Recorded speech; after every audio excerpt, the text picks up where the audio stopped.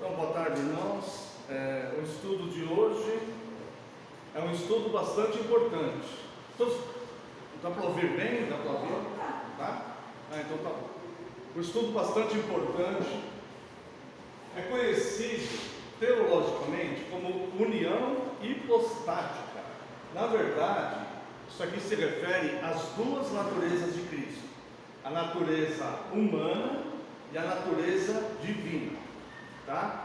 Esse estudo é um estudo bastante importante porque, em traços gerais, nós sabemos isso, que Cristo tem a natureza humana e a natureza divina, 100% homem e 100% Deus. No entanto, existem algumas implicações que devem ser observadas para que a gente consiga entender bem a importância dessa doutrina. Essa doutrina é seguramente uma das mais importantes da fé cristã. Tá? Nela nós vamos ver a importância dessa doutrina relacionada à nossa salvação, à nossa ressurreição, o segundo mandamento, um cuidado para não quebrarmos o segundo mandamento.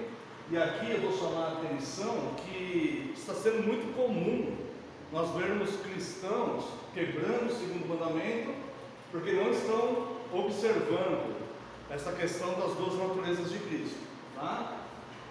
E a questão de Maria, mãe de Deus. Maria é mãe de Deus? Como que se dá essa situação? Então a nossa proposta, é analisarmos a questão da união hipostática, as duas naturezas de Cristo, abordando essas questões. As duas naturezas de Cristo. Quem é Cristo? Essa é uma pergunta que o próprio Senhor Jesus fez. E vós, quem dizeis que eu sou? O próprio Senhor Jesus fez essa pergunta.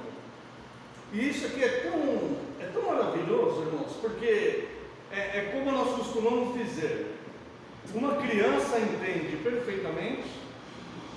Essa pergunta é capaz de fazer com que uma criança entenda perfeitamente, e é capaz de fazer um teólogo passar a vida inteira se especializando nessa doutrina, de tão complexa que ela é. Então, convido aos irmãos que gostariam de estar participando, de abrir Mateus capítulo 16. Evangelho de Mateus capítulo 16.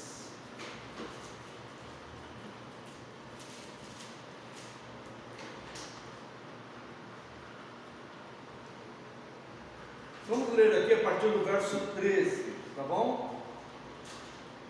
Indo Jesus para os lados de Cesareia de Filipe, perguntou aos seus discípulos: quem diz o povo ser o Filho do Homem?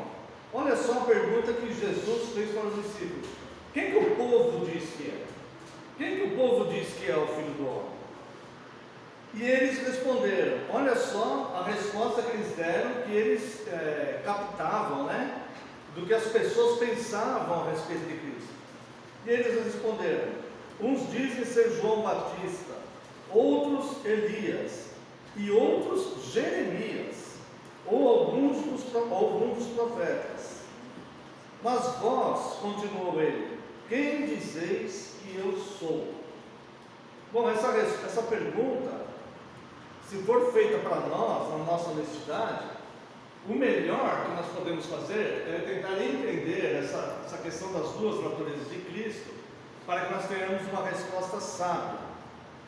Pedro, ele respondeu assim, verso 16: tu és o Cristo, o Filho do Deus vivo. E essa resposta foi aprovada por Jesus.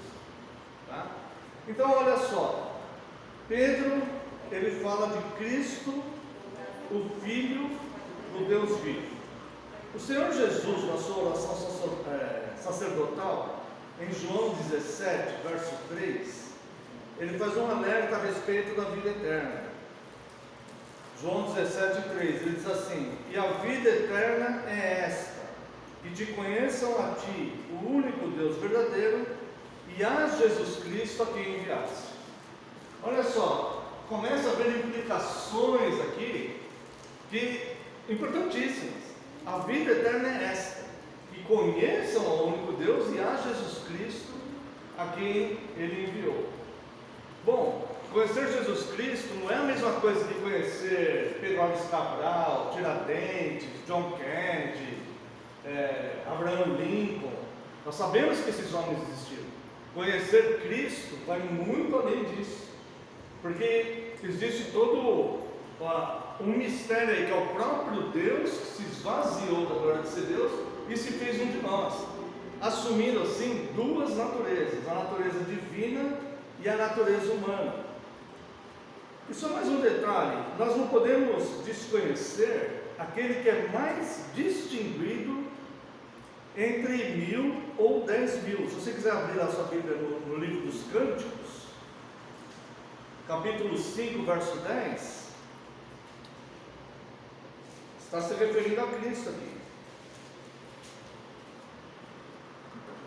Livro do Cântico, capítulo 5, verso 10. O meu amado é alvo e rosado, o mais distinguido entre 10.000. Veja a clareza com que a noiva distinguia o noivo. Então, a verdadeira igreja de Cristo não é aquela que olha para Cristo de forma superficial. Eu citei aqui alguns estadistas, alguns homens célebres da história, que eu conheço totalmente superficialmente. Falei John Kennedy, falei Abraham Lincoln, falei Pedro Álvares Cabral, falei Tiradentes. Tiradentes que eu estudei um pouquinho mais na época da escola, mas conheço totalmente superficial. Bom, este relacionamento que eu tenho com John Kennedy, com Abraham Lincoln, não pode ser o relacionamento que a igreja deve ter com Cristo. Então aqui a noiva, ela se refere ao noivo da seguinte forma: o meu amado é alvo e rosado, o mais distinguido entre 10.000. Se houver 10.000 homens ali, ela consegue identificar quem é ele ali facilmente.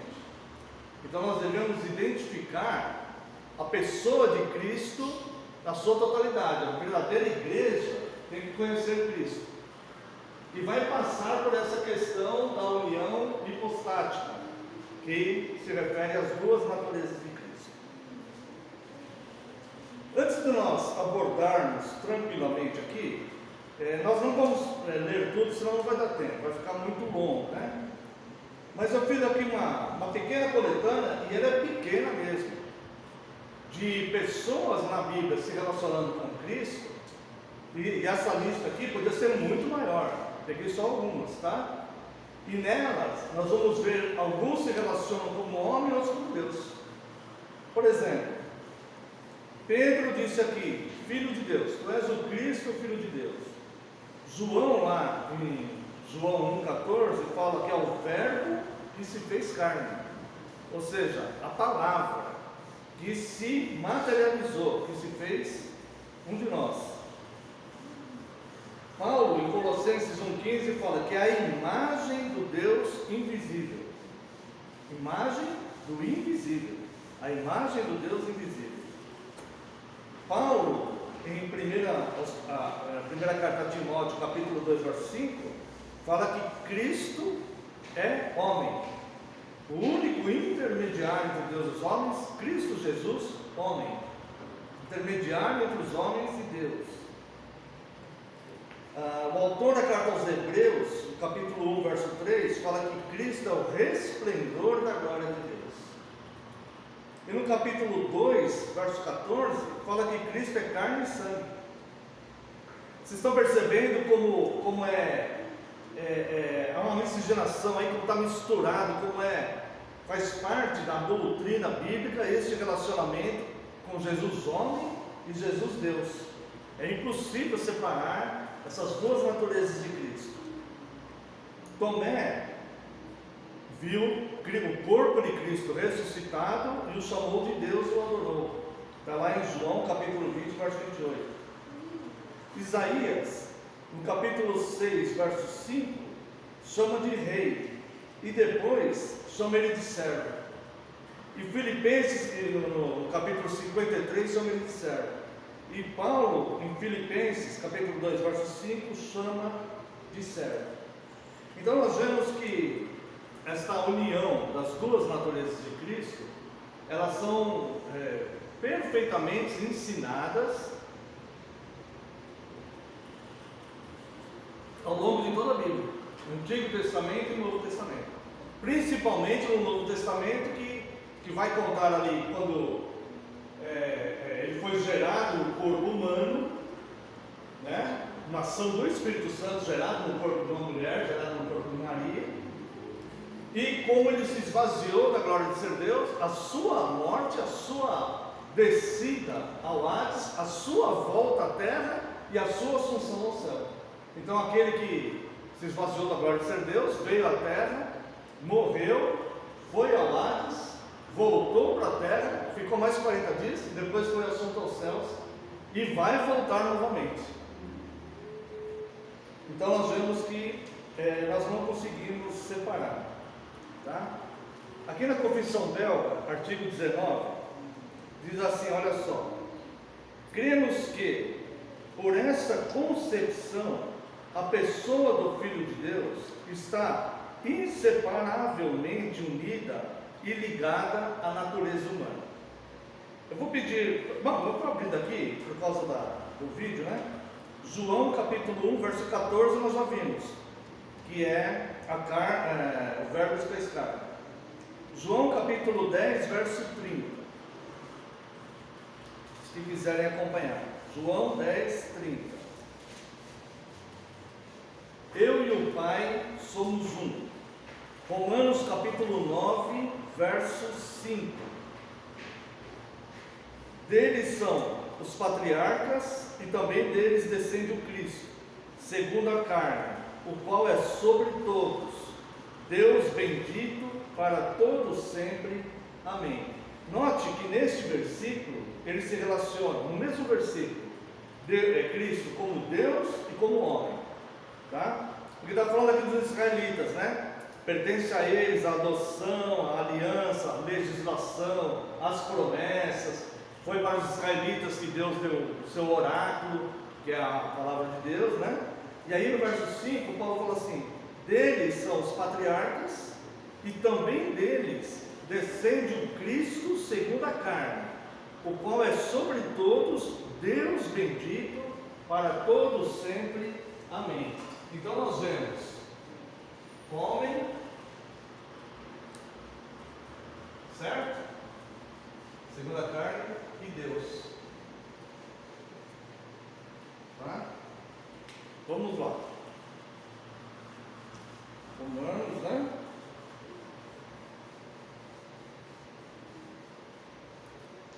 Filipenses 2, 6 e 7 é bastante conhecido, nós nem como precisa ler, que é aquela, quando fala que ele se esvaziou da glória de ser Deus, né? E se fez um de nós. Aqui diz assim, olha só: a sua natureza humana também não perdeu as suas características, tá? Tem começo de dias e continua criada. Espera um pouquinho que eu pulei um pedaço aqui. Está aqui, ó. De modo, então nós vemos aqui homem e Deus, as duas naturezas. Cremos que por essa, vamos começar de novo. Cremos que por essa concepção a pessoa do Filho de Deus está inseparavelmente unida e ligada à natureza humana, de modo que não há dois filhos de Deus, nem duas pessoas, mas duas naturezas unidas em uma única pessoa. Cada uma delas mantém as suas características distintas. A sua natureza divina permaneceu sempre não criada, sem começo de dias, nem fim de vida, como diz lá em Hebreus capítulo 7, verso 3. Cristo, ele é gerado da mesma essência de Deus, ou seja, Deus é eterno, Cristo é eterno, é a mesma essência. Deus é autoexistente, Cristo é autoexistente. Deus não tem começo de dias nem final de dias. Cristo não tem começo de dias nem final de dias. Essa é a natureza divina de Cristo, tá? Preenchendo o céu e a terra. A sua natureza humana, agora aqui nós vamos precisar entender, não perdeu as suas características. Tem começo de dias e continua criada. É finita e conserva todos os atributos de um corpo verdadeiro. Então diz que a natureza de Cristo, ela é finita, tá? E como que vai ficar essa questão então da ressurreição? Neste ponto, que nós vamos ter que entender bem, depende a nossa ressurreição do nosso corpo. Porque Cristo, ele veio em forma de homem, tá? A natureza do homem é finita. Como que é o ensino da doutrina? Cristo é 100% homem. Então não existe nada em Cristo, no corpo de Cristo não existia nada, não existe nada que seja diferente ao corpo humano, exceto que ele não pecou. Tá? Então, por que foi necessário a ação do Espírito Santo gerar Cristo em Maria? Porque quando Adão caiu lá no Éden, como ele fez o pacto federal, já estudamos isso, toda a descendência do homem já nasceu pecadora, já nasceu em pecado. Então Davi fala assim: em pecado me concebeu a minha mãe. Então, todo ser humano ele já nasce pecador. Tá? Então não existe, se pegar uma criancinha que nasceu meia hora, ele já nasceu pecador. A questão de manifestar o pecado é só questão de tempo. É só questão de tempo de manifestar o pecado, mas já nasceu pecador. Tá? Cristo, ele não teve essa concepção. O homem, ele foi desnecessário nessa ação. Então houve a ação do Espírito Santo que gerou Cristo no corpo humano de Maria. Certo? Foi gerado numa mulher. Então não existe diferença nenhuma na questão física do corpo de Cristo para nós. Não existia nenhuma. A dor que ele sentiu na cruz, qualquer ser humano iria sentir. Quando ele foi açoitado, ele sentiu a dor do mesmo ser humano. Tá? E quando ele foi tentado, também é a mesma sensação que o ser humano tem quando é tentado. No entanto, ele venceu porque ele não pecou. Tá? Então, a sua natureza humana tem começo de dias, continua criada, é finita e conserva todos os atributos de um corpo verdadeiro. No entanto, dela depende a nossa ressurreição. Agora olha só, no entanto, pela sua ressurreição, ele concedeu imortalidade à sua natureza humana. Então, olha só, após a ressurreição do corpo de Cristo, foi concedida a ele imortalidade da sua natureza humana. Não fosse isso, não precisaria haver a ressurreição do corpo, por exemplo, que a Bíblia promete a ressurreição do corpo. Então todos nós vamos ser imortais também, nós vamos ter a imortalidade também, tá? Dá para do outro lado, para passarmos a eternidade com Cristo, numa nova sociedade, onde não haverá mais dor, não haverá mais pranto, não haverá mais medo, não haverá mais morte. O próprio Cristo enxugará dos nossos olhos toda a lágrima e nós seremos imortais. Então, o apóstolo Paulo, ele fala lá na primeira carta aos Coríntios, capítulo 15, dessa nossa ressurreição. Tá? Nós teremos um corpo glorificado.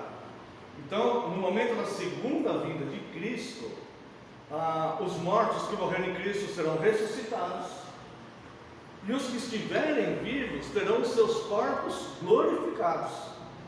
Isso é possível por causa dessa ressurreição de Cristo. Então entendam bem, quando ele foi gerado de mulher, de Maria, ele foi gerado 100% homem, apenas não tinha o vínculo do pecado, porque não houve o ato, né? O ato, homem e mulher. Mas a questão física da gravidez, da geração dele, da formação dele, foi totalmente humana, natureza humana, tá? Só que finito. Então Cristo envelhecia. A Bíblia fala dele criança e fala dele com 30 anos, quando ele começou o ministério. Fala com ele com 33 anos, quando ele completou o seu ministério terreno.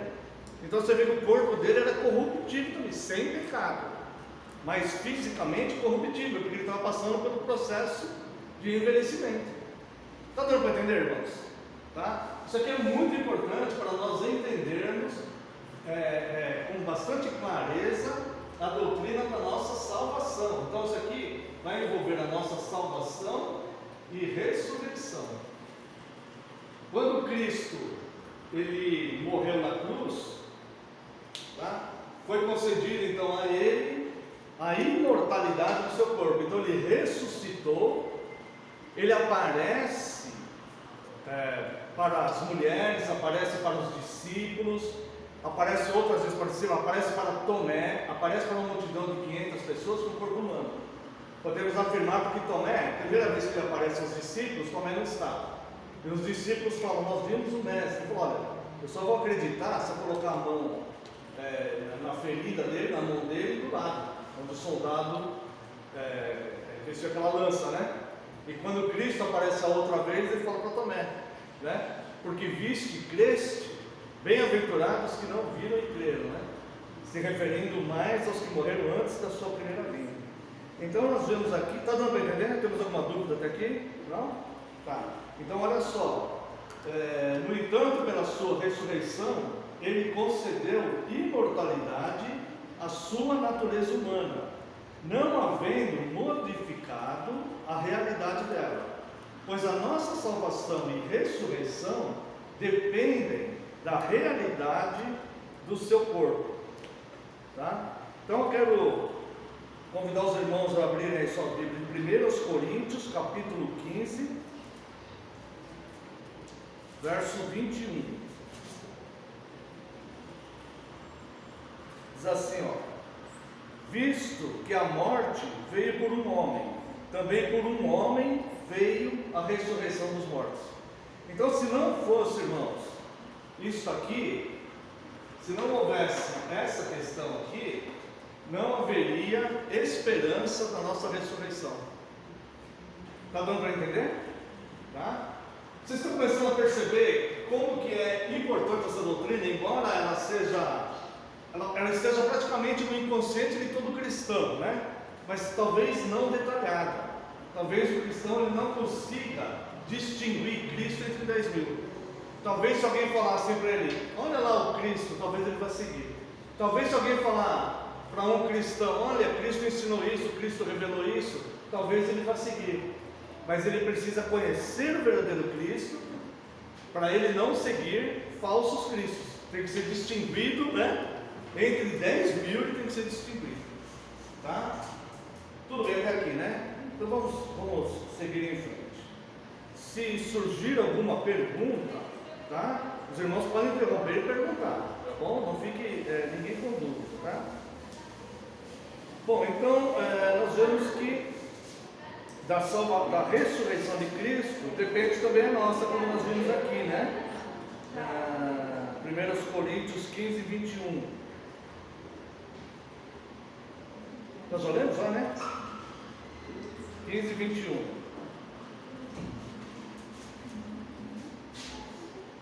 Visto que a morte veio por um homem, Adão, né? Também por um homem veio a ressurreição dos mortos. Então você percebe que era muito necessário para a nossa salvação que o próprio Deus se fizesse homem, porque nenhuma criatura ia poder suprir tudo isso. Para começar, nenhuma criatura ia poder suportar a ira de Deus contra o pecado na cruz. Por isso que ele fala: Deus meu, porque me abandonasse. Nenhuma criatura ia poder resistir. E segundo, que nenhuma criatura ia poder corrigir o erro de Adão. Pelo erro de Adão entrou a morte, mas por Cristo, por Adão entrou a morte. Mas por que o outro homem entraria a ressurreição? Somente por Cristo que esteve aqui sem pecado. Tá? Vamos ver também Filipenses 3, 21. Carta de Paulo aos Filipenses, capítulo 3, verso 21.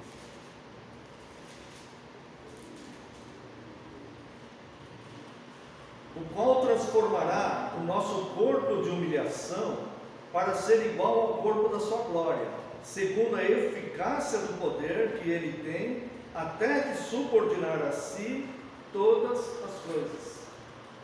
Tá? Então, o nosso corpo de humilhação será igual ao corpo glorificado de Cristo, o corpo de sua glória. Ele não vai deixar de ser Deus, mas também não vai deixar de ser homem. A partir do momento que ele assumiu a natureza humana, ele é 100% homem. Tá? Como nós começamos atrasado, eu não lembro bem a que a gente começou, mas eu vou dar uma agilizada aqui, tá bom? Contudo, essas duas naturezas estão intimamente unidas em uma única pessoa, que não foram separadas nem mesmo pela morte. Ao morrer, portanto, ele rendeu nas mãos do Pai um espírito humano e verdadeiro, que se apartou do seu corpo. Tá? Por isso que ele ficou 3 dias, o corpo dele ficou 3 dias na sepultura, enquanto o espírito dele descia no Hades. Cristo ele foi condenado na cruz, não só por Pilatos, ele foi condenado por Deus na cruz, para pagar os nossos pecados. Então Cristo ele padeceu o castigo que o ímpio vai padecer. Então ele padeceu, tá?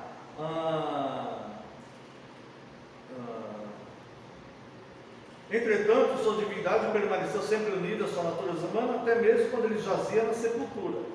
A natureza divina sempre permaneceu nele, exatamente como estava nele quando ele era uma criancinha, embora por um tempo não tivesse se manifestado como tal. Por isso confessamos que ele é verdadeiro Deus e verdadeiro homem. Deus a fim de vencer a morte pelo seu poder, e verdadeiro homem a fim de morrer por nós, segundo a fraqueza da nossa carne. Vamos ver só mais 2 textos aqui. Mateus 27:50.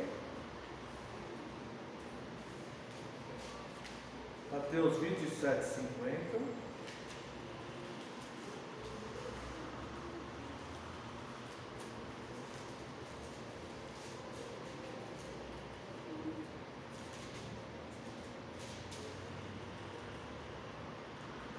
E Jesus, clamando outra vez com grande voz, entregou o Espírito.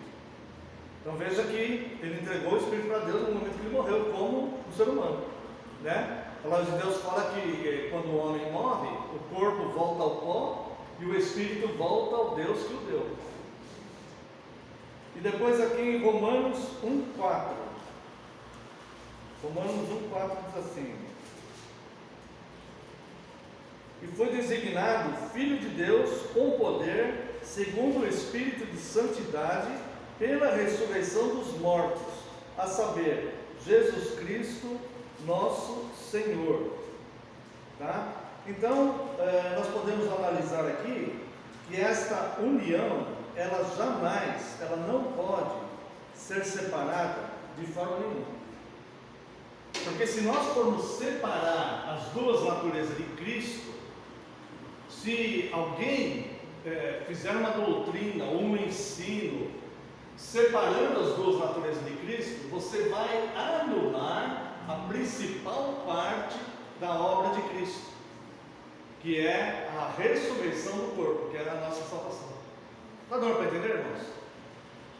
Eu vou me arriscar a dizer que a maioria dos cristãos, eles entendem Cristo apenas como veio no estado de homem, morreu na cruz, tá? E só, não talvez tenha uma compreensão clara de como essa obra redentora de Cristo, ela foi significativa para que nós tivéssemos não só perdão dos pecados, né? Mas para a nossa ressurreição tivéssemos um corpo exemplo dele. Porque o nosso corpo hoje corrompido, que é corrompido pelo pecado, e também corrompido por as células que vão envelhecendo, fisicamente tudo, é por causa de Adão. Se não fosse Cristo se tornar 100% homem, certo? Não haveria a possibilidade da imortalidade no corpo, na nova natureza, né? No corpo glorificado. Tudo bem? Até aqui? Então tá bom. Irmãos, uma outra questão que deve ser analisada com bastante profundidade, só que a gente não tem tempo, nós vamos falar bem superficialmente.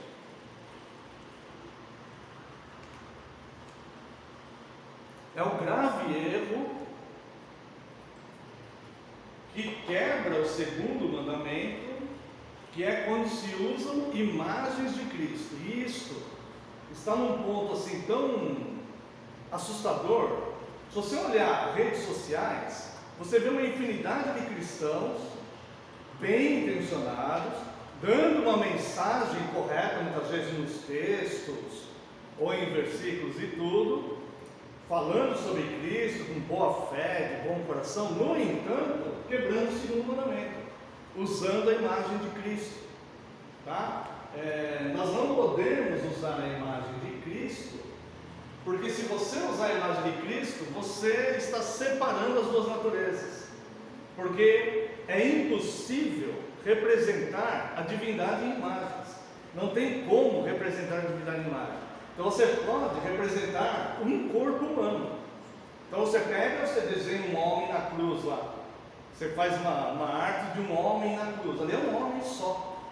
Você não tem como representar a divindade. Tá? Bom, vamos lá. Aqui no Dia do Senhor 35, no Catecismo de Heidelberg, vai falar do segundo mandamento. O segundo mandamento é assim, ó: não farás para ti imagem de escultura, nem semelhança alguma do que há em cima dos céus, nem embaixo da terra, nem nas águas debaixo da terra. Não as adorarás, nem lhes dará culto. Porque eu sou o Senhor teu Deus, Deus zeloso, que visita a iniquidade dos pais nos filhos, até a terceira e quarta geração daqueles que me aborrecem, e faço misericórdia até 1000 gerações daqueles que me amam e guardam os meus mandamentos. Tá? E aqui no Dia do Senhor 35 vai falar do segundo mandamento. Mas olha só: não farás imagem nenhuma do que há no céu. Não pode, o mandamento ele proíbe fazer imagem de Deus. Por quê?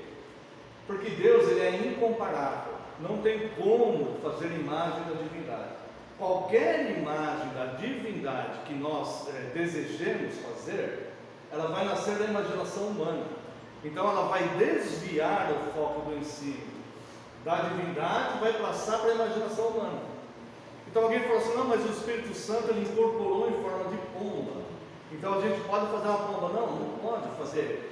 A pomba, ela não está representando a divindade do Espírito Santo. Ele incorporou nela, como Cristo encarnou em homem. Mas a pomba ela não representa a divindade. Ela não é uma imagem do Deus invisível. A única imagem do Deus invisível é Cristo. Ele é a imagem do Deus invisível. Aqueles que estiveram com Ele tiveram contato com Deus. No entanto, nós não podemos representar nada que seja divino. Nós podemos representar um corpo 100% homem, mas nós não podemos representar 100% Deus. Então aquele homem que a gente vai colocar numa cruz para dar uma mensagem, não é Cristo. Está dando para entender? E ele vai se tornar uma quebra do segundo mandamento. Vamos explorar isso um pouquinho só mais. Olha só. Pergunta 96. O que Deus exige no segundo mandamento? Resposta: que não façamos imagem de Deus em hipótese alguma, nem o adoremos de modo diferente daquele que Ele nos ordenou em sua palavra. Tá? Vamos ler aqui João capítulo 4, versos 23 e 24. Olha o que todo mundo conhece essa passagem aqui, é o Senhor Jesus falando com a mulher samaritana, né? Olha o que ele fala aqui para a mulher: mas vem a hora, e já chegou, em que os verdadeiros adoradores adorarão o Pai em espírito e em verdade, porque são esses que o Pai procura para seus adoradores. Deus é espírito, e importa que seus adoradores o adorem em espírito e em verdade. Então, se eu coloco apenas a imagem do 100% homem, eu vou omitir a principal forma de adoração que Deus exige, que é adorar em espírito e em verdade. Então, de forma que é impossível nós fazermos isso. Tá? Aqui na pergunta 97, Então não podemos fazer nenhum tipo de imagem? Resposta: Deus não pode, nem deve, ser visivelmente representado de nenhuma maneira. As criaturas podem ser representadas, mas Deus nos proíbe fazer ou ter imagem delas para adorá-las, ou para servi-la no meio delas, tá? Então a criatura, você pode fazer uma imagem, desde que você não adore. Então você pode fazer uma estátua, falei do Tiradentes, né? Você pode fazer uma estátua, desde que você não adore, não tem problema. Mas a divindade você não pode, porque a divindade, ela não, se a partir do momento que nós imaginarmos a divindade para representar ela, ali vai ser só a imaginação humana. Então houve já o desvio, e não é o Deus que está sendo adorado em espírito e em verdade. Aí reside uma grande cilada, um grande erro, porque isso é feito normalmente de boa fé, de boa intenção, de boa vontade.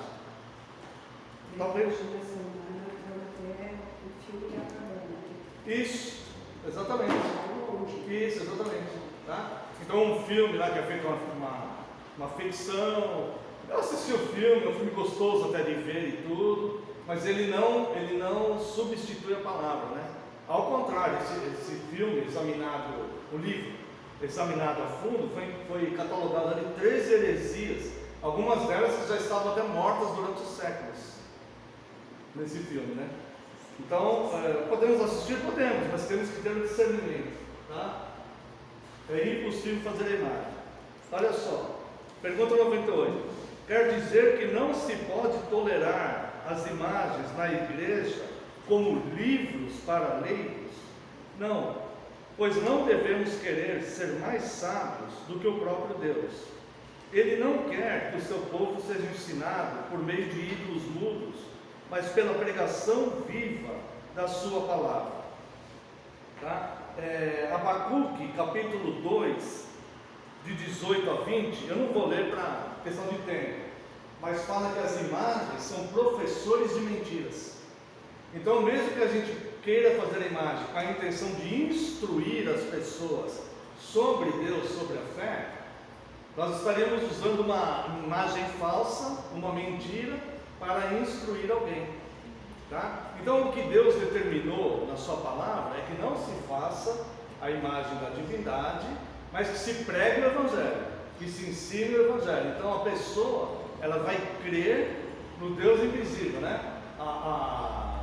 Hebreus capítulo 1 fala, né? A fé, né? Agora me fugiu. É a convicção das coisas que não se veem, né? Então, a fé é a convicção das coisas que não se veem. Me fugiu totalmente. Não se vê, mas se espera. Hã? Que não se vê, mas se espera. Isso, mas se espera, exatamente, obrigado, é isso mesmo. Ora, a fé é a certeza de coisas que se esperam, a convicção de fatos que não se veem. Tá? Então, o nosso Deus é um Deus invisível. Tá? Então, nós respeitamos a fé das pessoas e tudo, mas meio evangélico, por exemplo, você precisa ter alguma coisa para você apalpar, para você ter fé. Então leva esse produto aqui para a tua casa, para você usar lá. Você tem que pegar na mão, você tem que sentir, para você ver. Não, a nossa fé, ela é invisível. Nós não precisamos de elementos para que a gente pegue nas mãos, para que a gente tenha contato. Nosso Deus é um Deus invisível. Ou nós cremos nele, ou nós não cremos nele. Mas ele é um Deus invisível. Tá? Tudo bem até aqui? Convido você a abrir sua Bíblia lá em Isaías, capítulo 40, verso 25. Isaías, capítulo 40, verso 25.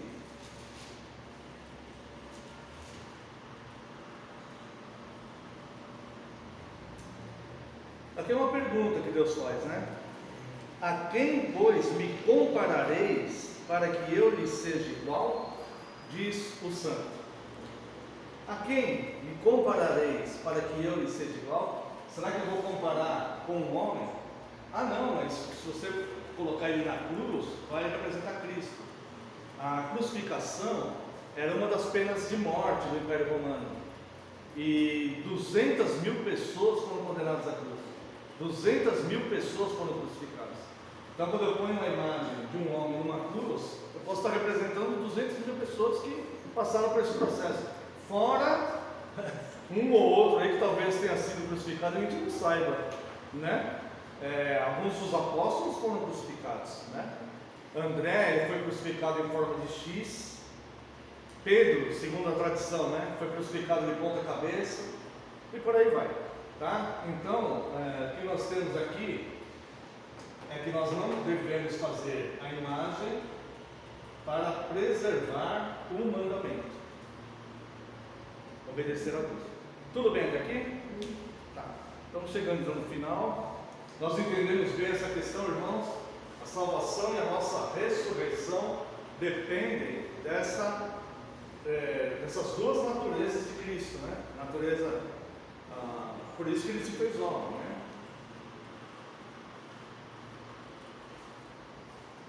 Ainda existe uma outra situação. Maria, mãe de Deus. Isso aqui é uma questão que nós devemos analisar também com bastante atenção, né? Deixa eu abrir aqui, irmãos, que eu esqueci.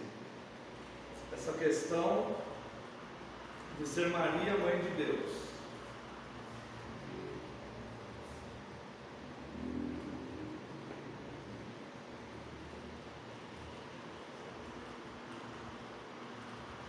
Eu abri errado.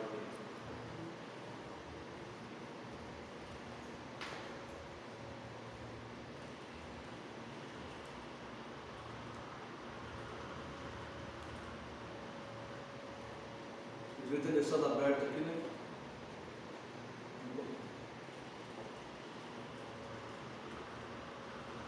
Até aqui alguém ficou com alguma dúvida, algum comentário? Tudo tranquilo?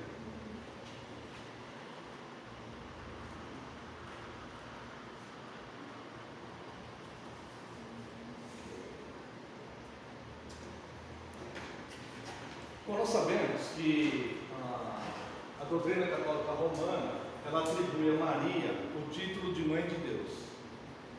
E a igreja reformada, nós entendemos que Cristo ele tem uma igreja só, né? Então, a reforma é corrigir, a intenção da reforma do século XVI foi corrigir erros que houveram ali, tá? Acontece que a Igreja Católica Romana, para nós, existe uma diferença muito grande, que é a questão da sucessão apostólica. Então nós cremos que existiram só aqueles apóstolos, e Cristo os chamou, os capacitou, os enviou, né, para pregarem e para lançarem os fundamentos doutrinários da igreja. Então a igreja ela é apostólica porque ela segue os fundamentos doutrinários que os 12 apóstolos lançaram, que são os que estão nas Escrituras, tá? Após a morte do último, o último chamado foi Paulo, e o último que morreu foi João. Após a morte, após o chamado de Paulo e após a morte do apóstolo João, não existem mais apóstolos, tá? Então a igreja segue, né, o seu colégio presbiteral, os ofícios conforme os apóstolos nomearam no Novo Testamento, e não existe mais apóstolos. Por quê? O apóstolo é aquele que foi chamado para lançar doutrinas. Então não se pode lançar uma nova doutrina. Então hoje pastores e presbíteros e tudo, eles ensinam a doutrina que os apóstolos já revelaram, já lançaram, né? Que Paulo fala: eu como prudente construtor lancei o fundamento. Ninguém pode lançar outro fundamento, já foi lançado. Agora cada um construa em cima do fundamento que já foi lançado, tá? Então nós não. Agora, existe essa questão na igreja romana, que é a sucessão apostólica. E não é só na igreja católica romana. Muitas igrejas no meio conhecido evangélico, eles têm a sucessão apostólica. Eles seguem, tem apóstolos ali. Tá? E o que acontece? O apóstolo ele pode lançar doutrina. Então, ao longo dos anos, a Igreja Católica Romana ela chama o Papa de vicários. Essa palavra vicários, que é do latim, ela significa substituto. Então, o Papa é substituto do apóstolo Pedro. Então, todo Papa, segundo a doutrina católica romana, ele é um apóstolo e ele pode lançar doutrinas. Então, é por isso que ao longo dos anos, a igreja foi se desviando um pouco da Bíblia, porque conforme iam chegando os papas, eles iam lançando então suas doutrinas. Nós não temos sucessão apostólica, nós só ensinamos as doutrinas já lançadas, tá? E nessa sucessão apostólica começou a surgir algumas coisas, por exemplo, sobre Maria, tá? O título de Mãe de Deus ele foi proclamado no ano 431. No ano 1125, entre os cônegos de Leão, apareceram as primeiras ideias da Imaculada Conceição de Maria. Deixa eu puxar isso aqui para cima. No ano 1229, o clero proíbe os fiéis de lerem a Bíblia Sagrada. No ano 1311 é proclamado a procissão do Santíssimo Sacramento da oração da Ave Maria. Lembrando que esse termo ave é uma adoração que os romanos prestavam a César, o imperador. Todo imperador chamava César. César era o título do imperador, né? E eles exigiam adoração ao imperador. Então, uma das palavras de adoração era Ave César, que eles falavam, né? Então, em 1311 é proclamada a procissão do Santíssimo Sacramento da oração da Ave Maria. No ano 1546, aqui é o Concílio de Trento, já após a Reforma. No ano 1546 é conferida a tradição, a autoridade igual à da Bíblia. Ou seja, só nesse ano aqui, bem depois da Reforma, é que eles conferiram a tradição, a autoridade igual à da Bíblia. Você vê como as coisas estavam acontecendo, né?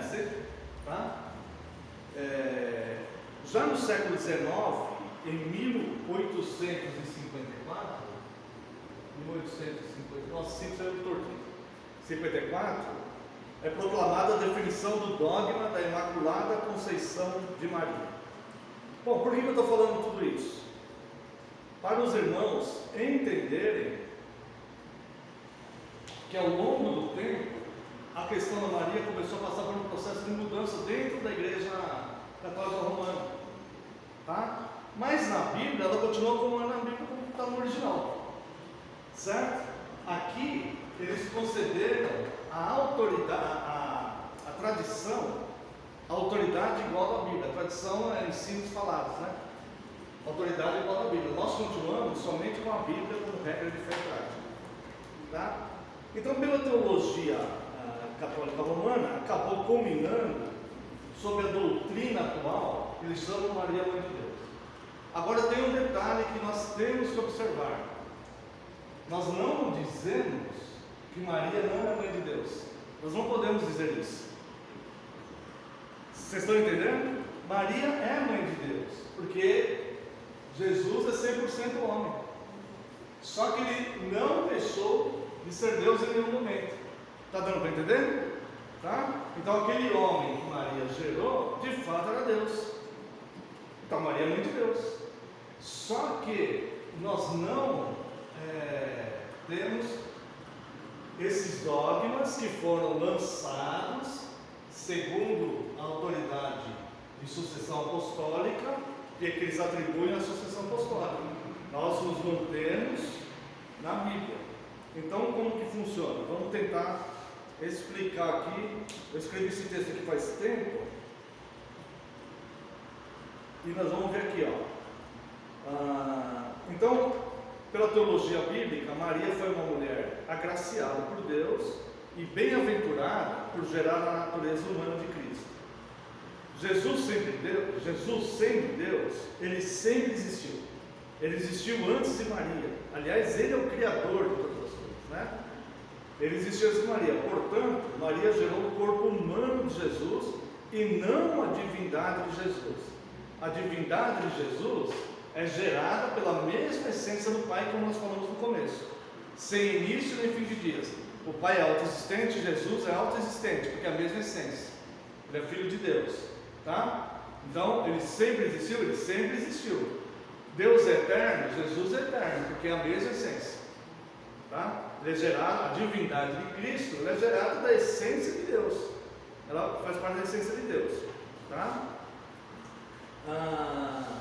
Então, o Pai, Jesus sendo Deus, sempre existiu, e dessa natureza, Cristo é Deus, é eterno e sempre existiu. No entanto, há que se entender que Jesus possui as duas naturezas, humana e divina. Conhecemos teologicamente por união hipostática, né? Essa união não pode ser separada. Separá-la seria quebrar o segundo mandamento e observar uma imagem. Então, é correto dizer que Maria é mãe de Deus, mas temos que entender que o homem Deus, e não a divindade de Jesus. Está dando para entender? E não a divindade de Jesus. E sim que Maria gerou Jesus, o homem, que é Deus. Por isso o Senhor Jesus usava a expressão Filho do Homem para referir-se a si mesmo. Jesus, quando ele se referia a si mesmo, ele falava Filho do Homem, né?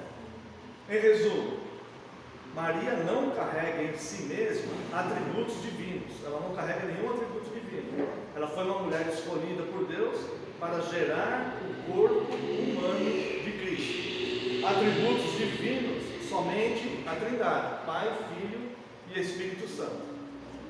Deu para entender? Ficamos com alguma dúvida? Não? Entendemos bem a questão de como é possível nós termos imortalidade também após termos o nosso corpo, a ressurreição do nosso corpo, né? Por causa de Adão, o corpo morreu, vamos dizer assim. Por causa de Cristo, o corpo vai ressuscitar e reviver, teremos a imortalidade. Então, é isso, tá? Essa doutrina nós chamamos de união hipostática. Jesus 100% homem, nunca deixou de ser homem, nunca vai deixar, e 100% Deus, nunca deixou de ser Deus e nunca vai deixar de ser Deus. E nós não podemos fazer imagem, porque o máximo que a gente vai conseguir é representar apenas a imagem de um homem, mas nunca a divindade. Tá bem? Então, que Deus abençoe a todos. Vamos